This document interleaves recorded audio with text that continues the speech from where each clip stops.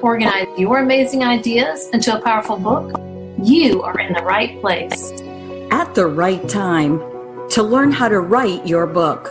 Hi, I'm Joyce Glass. And I'm Sherry Lynn Bisbano, and welcome to The Right Hour, nonfiction tips from the Right Coach team.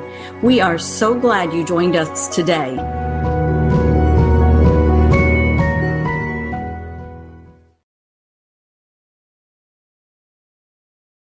Welcome to episode 801 of The Right Hour. I am so glad you joined us today. Do you struggle to find time in the midst of your busy life to write? Our guest, Ruth Snyder, a mother of 5, shares her top tips on how to create a time to write in the middle of chaos. Beautiful You book and creativity coach and best-selling author Ruth Snyder is known for her captivating and engaging workshops for authors. As an expert in social media marketing and self-publishing, she has been endorsed by Murray Pura and Jeff Goins. Create your time to write now. Well, welcome to this episode of The Right Hour. I am so excited today because this is the first day that Sherry Lynn Bisbano and I are the Right Coach team, and we are interviewing Ruth Snyder. So welcome, Ruth. We're so glad you're Sherry Lynn. I am so glad you're here. Oh, it's such a joy to partner with you, Joyce. We're going to be a great team. Both of us have a heart to help others. And I believe Ruth has that same heart from what I've read so far. I'm actually getting to know Ruth. So, Ruth, tell us a little about you and your journey becoming a writer. Well, I have enjoyed reading and writing since I was quite young. My family spent 10 years in Southern Africa, and so my first exposure to writing was writing letters to our relatives because it was in the late 60s, early 70s when there was no email and there were very few phone calls. And so the way we got to know relatives was by writing letters back and forth. I even went to boarding school for a while, and so I was away from my parents, and we would write weekly letters back and forth. And so I learned how to describe what I was seeing and feeling and experiencing. And so that was my first introduction to writing. But I never really got serious about my writing until I was married and I had kids, and they started doing interesting things, and we have kids with special needs. So when I first got serious about writing was when I entered a writing contest that was Canada-wide. Oh, wow. And I won first place. And I was like, oh, I guess maybe I am a writer. Isn't it funny how something like that takes us to realize, oh, wow, like I can do this. Yes, but at that time, I had 5 kids, ages 1 to 11. And I was like, okay, so I'm a writer, but how do I do this? Because I'm busy. Yeah, so that was my launch into writing. And we can talk about my journey as we go through the interview. Writing letters is such a lost art, isn't it? It is. And congratulations on winning that award. Tell us a little bit about books that you've published. So the first book I actually published, well, I'll go back a little bit. So at the conference, the first writing conference that I went to, I asked some professional writers, okay, I'm busy. I don't have much time, so how do I make this writing thing work? And one of the suggestions I received was, well, social media is important, so why don't you try out Twitter and use that as your mini blog? And so I started experimenting on Twitter, and I loved it. At the time, I was actually on the school board, the local school board, and so I used it for political reasons as well. But other writers kept saying, I don't understand Twitter. It doesn't work for me. You seem to be really good at it. How do you do it? And so they asked me if I would write a book. So that was my first book that I wrote, Learn Twitter. That's awesome. Wonderful. And then after, I did some other projects with other writers. One of the funnest projects I did was called the San Francisco Wedding Planner, with 4 other authors. And we have never met in person, but a publisher put us together and gave us a general plot and the characters. And it was, remember in school where you did that writing assignment where one person wrote one sentence and then you folded the paper down, and then the next person wrote a sentence and folded the paper down, and then you read it at the end. That's kind of what this book was like. Each author wrote 10,000 words. That's and funny. And then the next author wrote 10,000 words, and so on and so on. But it all had to fit together. Right. Of course. And I was the fifth one who got to tie all the loose ends together and make it work. So that was an interesting assignment. But my latest book is a devotional called Equipped, Ephesians 6 Devotionals to Empower and Make You Victorious in Everyday Struggles. And so I wrote that and published it last year. Those are great. Those are great. So you have, is that the 3 books then? The Ephesians 6, the Twitter, and the wedding? I have been involved in some other anthologies, but those are the main ones. The main 3. Okay. Awesome. Well, what is your top writing tip for when you're busy? Because as we were talking about, you are a busy mom. A lot of writers are busy. They probably still work full time. They may have children. There's all kinds of schedules. Their work may be very demanding. And it can be tough, even with what I do. I do this full time, but I still have a lot of work to do for clients. So to get to my own writing, a lot of times gets pushed to the back burner. So tell us some more about what is the top tip first for writing when you're busy, and then we'll go into some others. So I guess my top tip would be to figure out what works best for you, because different things work for different people. Mm-hmm.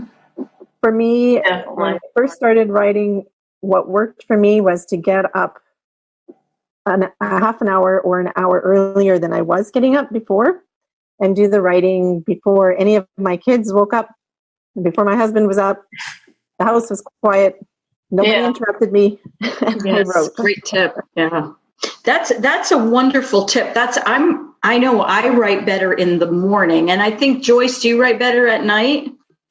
It depends on the day. Actually, with the way it's been things lately, I've been so busy, I do better in the morning too. I try to get some writing time in before I start my other work while my brain's fresh. And then the work that I need to do for my business or clients. I have recently heard of watch your natural ebbs and flows of your energy. When are you more energetic? And for me, it's actually between 3 and 6 and like 10 and 12. Those are times that are better times when I write. So that's why I try to plan my writing time at those times. I wanted to ask you, you have a book about Twitter.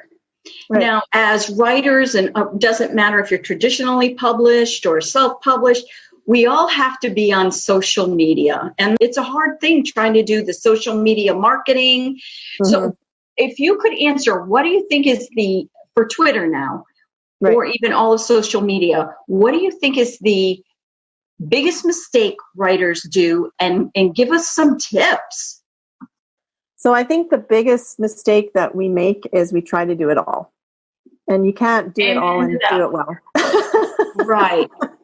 So I would say pick 1 or 2 social media venues that you like and enjoy, and focus on those and build those up. And then if you find you want to reach out into other areas, then try something else. But focus on 1 or 2. And you also have to make sure that you use tools so that you're not wasting your whole day on social media. That's one of the best tools that I've heard. I forgot which author it was, is they write full time, but what they do is they write 50 minutes. They spend 10 minutes at the top of the hour on social media. They write another 50 minutes, spend 10 more minutes on social media. They're a best-selling author. I was wondering, how did this person look like they're always on social media and get their books done? And that's what they did. And like you said, what you said is so poignant. And I echo what Joy said too. You have to find the right time for you. Mm-hmm.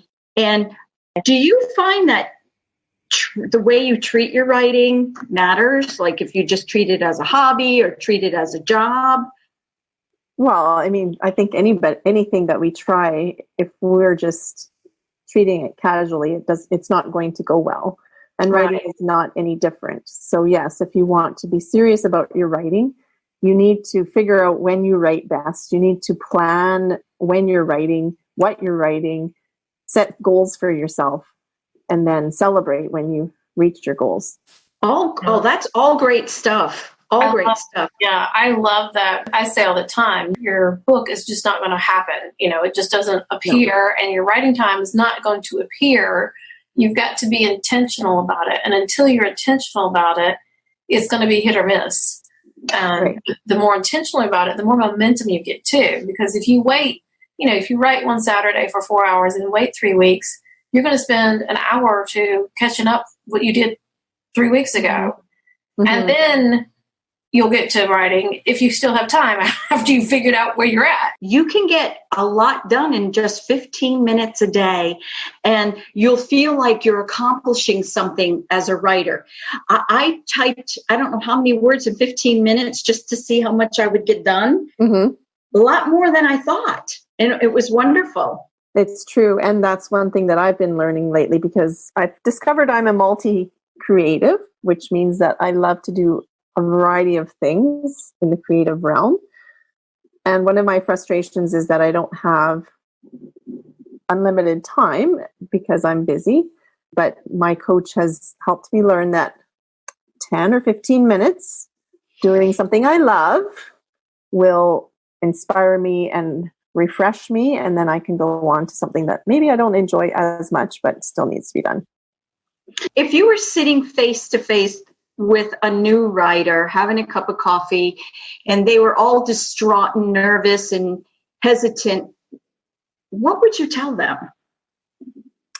Well, I would say, first of all, that even the most prolific writer still feels like a fraud.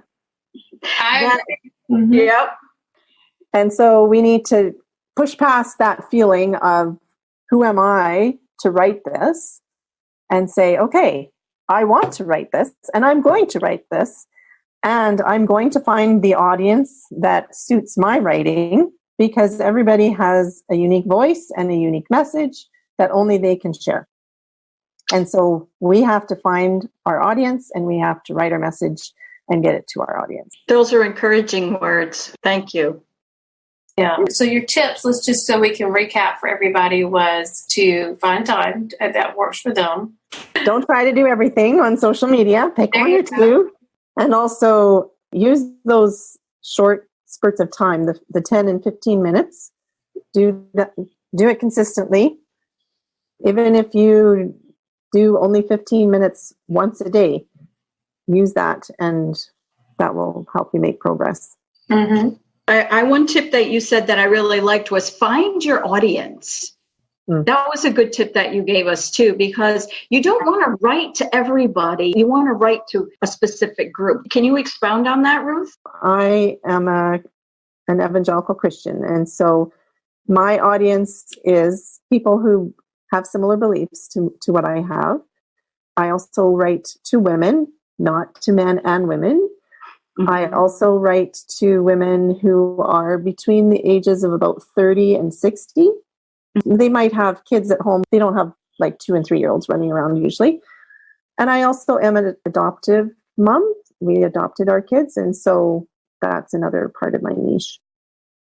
That's great. You just gave a lot of sub tips on how to find your audience. Adoption, women who don't have young children. In social media, you can find groups like that, mm-hmm. and you can make them your audience. Right. That was a great tip. Yeah, and you want to make sure that you're connecting with those people. When you connect with those people on social media, they want to know you. They want to know more about you, what you do. Mm-hmm. And when they make that connection with you, they're more likely to buy your book and your next book and your next book and your next book. That's right. Why you want to make this connection with people, because you're not going to just sell them one book. Hopefully you're selling them multiple books. One of my favorites is anything by Beth Moore that comes out. I want to read it. I like Beth Moore. And I know if she wrote it, I'm going to read it. And I'm sure everybody has authors like that there's people that they love. For productivity, I love Brenda Burchard. And I've read one of his books is excellent. And if he comes out with another one, or I'll probably go back and look at some others, but I'm still kind of digging through the book that I already bought for him. So that's why you want this connection with people, and you want to know who they are, because when you write, you're going to speak to them. When you do social media, you're going to speak to them. So all of that works together beautifully. So tell us a little bit about your writing time. Do you have a consistent time you write, or do you write daily, or what has worked for you and some things that maybe didn't work like right now? So I mentioned that previously I had woken up a half an hour to an hour earlier and done my writing then. Right. That is not working for me at this point in my life. And so now I'm finding that I'm more grouping my writing time into 2 or 3 days of the week instead of writing every day. It's just working better. Mm-hmm. I have teenagers at home and they have busy schedules. And so I figure out the days that work for me, and I do my writing then. Yeah, that's good. Because, again, it's consistent. And that's like when we say consistent, that doesn't mean every single day of the week. Like you said, 2 or 3 days a week work for you. And that's kind of been where where I'm at right now, too. There's some days that are more business oriented and some days that are more writing oriented and editing. Any other things that you do with your writing time that help you? Well, Sherilyn had mentioned the author that writes for 40 or 50 minutes and then spends 10 minutes on social media. I've been using that idea as well. Okay. I think it's called the Pomodoro Method, is something that I have been working more with lately, and I find that I get more accomplished. Mm-hmm. And what I will do, I don't necessarily spend those 10 minutes on social media, but I will maybe load the dishwasher or throw a load of laundry in or do something else that I need to be doing around the house. And it gets me out of my chair. Right. Because as writers, one thing that we fight is sitting all the time. Mm-hmm. Oh, yes. Yeah. Or I'll spend 15 minutes on the treadmill, and then go back and write. Yeah. And and that gives your brain a break, and then it refreshes you, and you come back and you're able to finish up, because we can only concentrate on things so long. And that's what's so good about the Pomodoro Method, because I do, depending upon what's going on, sometimes I do like 30 minutes stretches, because for me, I'm ADD. And so if I set a timer and go, okay, for this 30 minutes, you're going to focus on this. Don't worry about all the dings and blings on the phone, and do what you need to do and get it done. And I do feel better when I do that, because then I'm focusing, I'm there. There's something called context switching. And if you are checking social media, working on your book, and talking to your kids or whatever, at the same time, you're context switching, and it will take you twice as long to do something than if you focus solely on that task at that time. And and again, this is one of those things. What works for you? 30 minutes, 50 minutes, and maybe you need to start small. Maybe do 20 minutes and bump it up to 30, then bump it up to 40, then bump it up to 50, and so your mind gets used to doing that. And that helps. What I'm hearing is you have to schedule. Doesn't matter if you're scheduling 5 minutes, 10 minutes. Scheduling your writing time means that you're taking it seriously like a job. And then we won't feel like a fraud or feel guilty if we're not writing, because we know we've scheduled time to write. Guilt overtakes us, and that leaves us spinning our wheels doing nothing. So if we schedule the time like you two are talking about, I think it's brilliant to do that. Yeah, I love that idea too. And it also relieves your brain from thinking, I need to write my book. I need to write my book. I need to write my book. If you have that time set aside, you go, okay, today I'm focusing on this. Right. And I'm focused on my book on Monday, Wednesday, and Friday, whatever your days are. And then your brain can relax from that, because it knows, okay, on those days, I'm going to accomplish that. And it's just giving yourself some grace and freedom and being flexible. I love that, Ruth. Well, I think sometimes we think that we're the only one that struggles. And so sometimes we need to realize that there are a lot of other people struggling. I grew up overseas. Like I said, I spent 10 years overseas. And so my worldview is a lot different, I find, than people that are around me. I agree. Yes, have spent time in Togo, Africa, and Honduras, and the third world countries, and even overseas. We don't know how good we have it here. No. But the writer, I mean, the distraught writer, like we were talking about before, how would you inspire somebody spiritually to keep writing? So I would have them go back to where they started writing. What made you write in the first place? And what message has God given you that you just feel like you have to share? Because, like I said before, we each have a message that only we can share. And often that message comes from deep places of pain and hurt. We don't like to go through those hard times, but those are often the times that God strengthens us and builds things into our lives so that we can encourage and help other people when they're going through similar struggles. So whether it's infertility, which is one of the reasons that we adopted, or whether it's maybe a broken marriage, or maybe a teenager that's run away from home, God uses those things in our lives and builds into our life so that we can build into other people's lives. Yes. I love that, Ruth, because what I wanted to say is I find even people who aren't Christians or spiritual, they still have this message. So it applies either way. They still have this message with them that this book just kind of bubbles up and they're like, I have to write it. I can't not write it. Right. Because I find that with a lot of my clients say that, you know, like, I've been wanting to write this for a couple of years, but I wasn't sure where to start. And I know it's important, but I've been waiting. And my tip for those people is stop waiting, because if it's nagging you, it's been nagging you for a while, there's a reason. Somebody needs it. And I love how you're saying the story, your story, it can touch somebody that may not touch somebody else, you know. And so because a lot of people that, well, there's a lot of books about such and such. Yes. Whatever my topic is. Don't you think, Sherilyn? Yeah, that's what I was going to say. How would you address somebody? My book that's getting published next year, I'm like, well, there's so many books written like similar to this.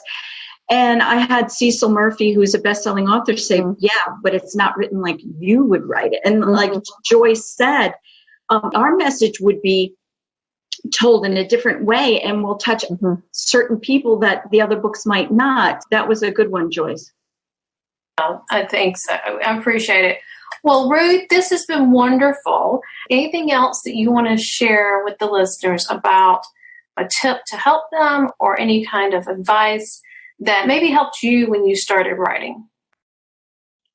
Well, I would just say start where you are. Take it slow and easy. Do what you can and don't feel guilty, like Sherilyn said. We have enough guilt. So just start where you are. Take it easy. Don't allow yourself to feel guilty. Do what you can. Set those schedules and share that message that you need to share. I love that. Start where you are. I love that. Right. And I'm sure all of you have heard the line, don't compare your beginning to someone else's middle or someone else's, you know, they're further along on their career. They started somewhere too. It can be a rocky start sometimes. Nobody just jumps out of the gate like, I am a terrific writer and everybody loves me. You know, I mean, if anybody reads Stephen King's On Writing, he talks about many, many rejection letters. Hundreds. Yeah. Before his book, and like his book that like one of his most popular books was rejected originally by a publisher, and another publisher took it on and it was a bestseller. That is what is so exciting about it, is your start doesn't define what your whole writing career is going to be like. So I love that. Start where you're at is perfect. So, and you know what? Starting where you're at also, I've had a lot of clients tell me, and I've heard from even best-selling authors and award-winning writers, their English teacher told them they couldn't write. Their English teacher told them they had no future in writing. And that's why start where you are is great. So forget about the past. Forget what people told you. If you've got something bubbling up inside of you, like Joyce says, whether you're a Christian, whatever your beliefs are, whatever is deep inside of you, get it out and get it on paper. Start where you are. Yes, get started today. I just realized, too, that you had sent me something else that you wanted to share with our group, a resource you have. It's Write Your Rough Draft in 30 Days. We will put that link in the show notes, but can you tell us a little bit about that? So sometimes we think, oh, a book, it's going to take me years to write this. I have found a process that works for me and has worked for other people. And so you start with a book outline, you do your market research, and then once those pieces are in place, you can write your rough draft in 30 days. And so this is a free resource that you can use, and I hope that many of you will use it and find it helpful.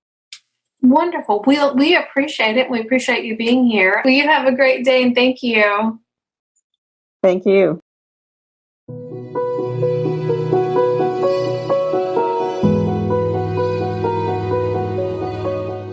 Thank you for joining us on this episode of The Right Hour. Our goal is to help you achieve your writing dreams. You are one step closer to write your book. Learn how to get the book out of your head with the 4 steps we teach our clients. Sign up for the free email series at therightcoach.biz.